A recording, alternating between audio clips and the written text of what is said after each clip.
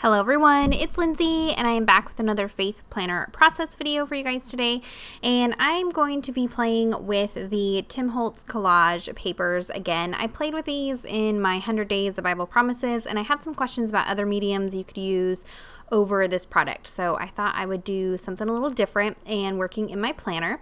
So I went ahead and pulled the pages out of my planner, and I do that just by making a little snip through the paper into the hole, and then it just pops right out. And I was showing you there that there are several different collage papers. I'm using the botanical one today, but I have the bird, I think it's aviary or something like that, but there are several different ones available. I like this one because it is just line images that you can add color to. There's no color already. And to pick out the images that I want, I'm just using a water brush and drawing a line of water basically where I want the paper to tear, and by having a torn edge it just blends into your paper a lot more easy than straight cut lines.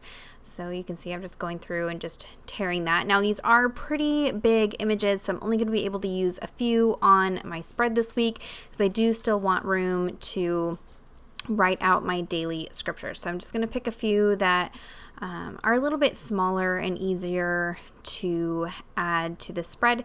And I believe there is 6 yards of collage paper in here, and I want to say you have 18 inches or so of unique pattern. So it is a repeating pattern throughout the tube of collage paper, but you do get a good variety of florals in there. So I went ahead and did that for several different pieces, and now to adhere these down to my page I'm using matte gel medium. I had some comments on my last video that yes, you can use clear gesso. I just find that matte gel medium is even smoother than clear gesso, so products blend a little smoother over the top. You can do it with clear gesso, so don't think that you have to go and get matte gel medium if you already have clear gesso. I just have both, and I prefer matte gel medium for this technique, but you can use either one. And what I'm doing is I'm laying down a thin layer of the matte gel medium, laying the collage paper over the top of it, and then adding a layer of matte gel medium over the top. And I do work from kind of the center of the image out. That way I'm not tearing it or wrinkling it or anything like that. This collage paper is a little bit stronger than just like tissue paper that you would use for packaging. So it was designed to be used this way. So it is a really fun and easy product to work with. And then I just go ahead and add some matte gel medium to the rest of the page because I'm going to be doing some techniques later on that I don't want to bleed through. And this just helps the page dry a little flatter if you have matte gel medium over the entire page as opposed to just small areas. It will create some buckling and things like that. So I am going through and just adding same thing over on this other side, and I'm just trying to be conscious of leaving myself room to write out my scriptures. Now for writing over matte gel medium and gesso, I have found the absolute hands down best pen for that is the scrapbook.com Slick Writer pen. I will link it down below. It does bleed through your pages if your pages aren't prepped, so I don't use it all the time. But if I'm working over the top of products like gesso, matte gel medium, gelatos, any of those that have a tendency to ruin my pens, I have found that pen from scrapbook.com is awesome. So I will link it down below for you guys. Definitely check it out. And that's what I'll be using this week to write over this page.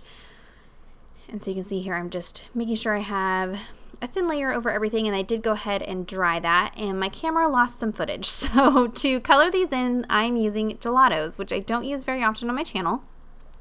And what I've done is I've just added just a little dab of color. I'll show you here in a second with these leaves, but I don't fully color in the image. I'm just laying down a little bit of pigment, and then in my hand I have a baby wipe, and so I'm just getting my finger kind of damp on that baby wipe, and then using that to spread out the pigment and activate it. And I did make sure that the matte gel medium is 100% dry. You don't want this to be damp at all, or you will have problems with tearing the page or pilling and things like that. So you do want to make sure it's totally dry.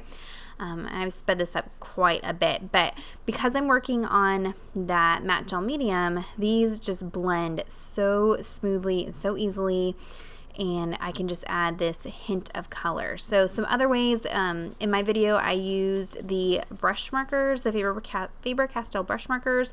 You can use Gelatos, you can use watercolors, you can use even Sharpies at this point because the page is prepped, so nothing's going to bleed through. So Sharpies, you could use distress inks, really kind of the sky is your limit.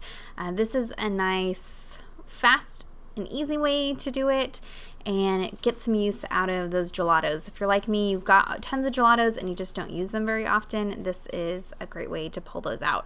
And you can see on the leaves on the other side, I did go ahead and add in some additional colors, so you don't just have to use one color. You can go back in and add multiple colors to add some shading and dimension, but it just adds this very, very soft look to these images. And you can see I'm not fully coloring in that flower because I want it just to look tinted, and if you get too heavy-handed with the gelatos, it will create a mess. It will kind of make the black lines look dirty, and you'll have a problem with it smushing outside of the lines. And so you just want to work with a tiny amount of pigment and smudge that around, and you can always go back in and add more.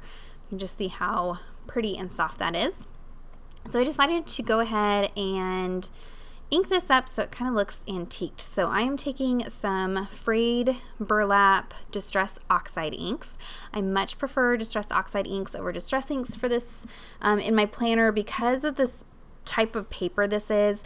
Even with the matte gel medium over it, the Distress Oxide inks just blend smoother, so I don't have an issue with harsh lines or dragging or anything like that. So these are a pigment, like a hybrid style ink, and so that pigment ink stays wet a little bit longer, so I have time to kind of mush it around and move it around, and that way I can kind of blend out any harsh areas. So I am just adding a little bit of this ink, not very much. I'll kind of go back in. You can see I'm more heavy-handed on the outside edges, and then just kind of dragging the color over the rest of the page.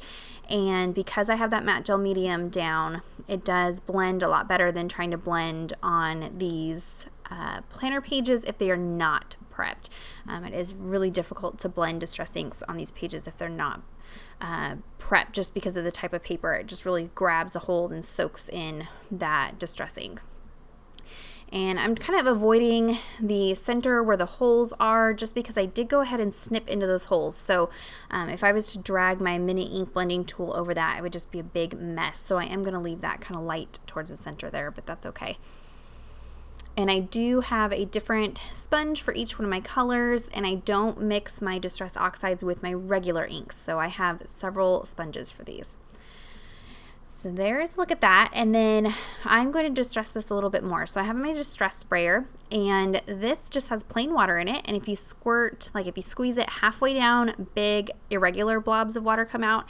If you squeeze all the way down, you get kind of a fine mist. So I am just squeezing halfway so I get these big blobs of water, and I dry it just a little bit and then pick up the water with a paper towel, and you can see it has this bleaching effect because I use Distress inks, which react with water, and they're on top of that matte gel medium. You can pretty much pick all the color up by getting it wet, so it just kind of helps blend everything and just gives it more of that distressed look. I don't want these geometric ice creams showing because they don't match, so I'm going to go ahead and just take some scrapbook paper. I don't think this is available any longer from Hobby Lobby, but just any scrapbook paper in your stash, and I just use that to cover up the top. I'm not too worried about that little section that doesn't get covered. It kind of gets blended in, and it's underneath the coils once it's back into my planner, so I'm not worried about it. And then I can just trim off the extra. So I go ahead and do that for the top of both pages. You could ink that up, but I decided just to leave it. and then I just can press these pages back into the planner, and that is it for the spread this week. Super fun, super pretty, really different than all the bright, vibrant things I've been doing lately. I love this antiqued look, and you can see because I use matte gel medium, there's no bleed through. So if you have any questions or comments, be sure to leave those down below. Check out the description box as well as my blog post for links to all the products used today. Give this video a thumbs up if it was inspirational, and subscribe to my channel if you are not already subscribed. And until next time, thank you so much. Bye-bye.